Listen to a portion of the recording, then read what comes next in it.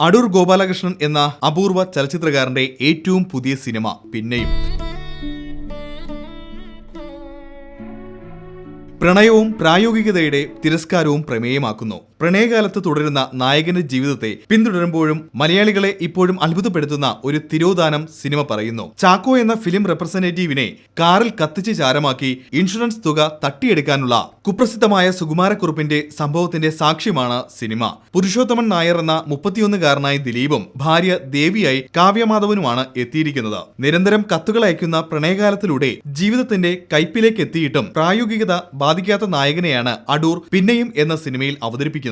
ഭാര്യ വീടിന്റെ അത്താണിയായും മകൾക്ക് അമ്മയായും മാറി പരുക്കൻ യാഥാർത്ഥ്യം അറിയുമ്പോഴും അയാൾ പ്രണയിച്ചുകൊണ്ടേയിരിക്കുകയാണ്. ഒടുവിൽ പണമുണ്ടാക്കുമ്പോൾ മാത്രം ഉണ്ടാകുന്ന വില നിലനിർത്താനായി കടും കൈക്ക് മുതിരുകയാണ് നായകൻ. എന്നിട്ടും അയാൾ തിരസ്കരിക്കപ്പെടുന്നു. കടുപ്പമുള്ള ജീവിത യാഥാർത്ഥ്യങ്ങളെ ശക്തമായി അവതരിപ്പിക്കുന്ന പ്രമേയമാണ് അടൂരിന്റേത്. തനിക്ക് മാത്രം കഴിയുന്ന ഫ്രെയിമുകളിലൂടെ അത് ബോധ്യപ്പെടുത്താനും അദ്ദേഹത്തിനായി. MJ രാധാകൃഷ്ണന്റെ ദൃശ്യവും ബിജിപാലിന്റെ സംഗീതവും മികച്ച നിലവാരത്തിലുള്ളതാണ്.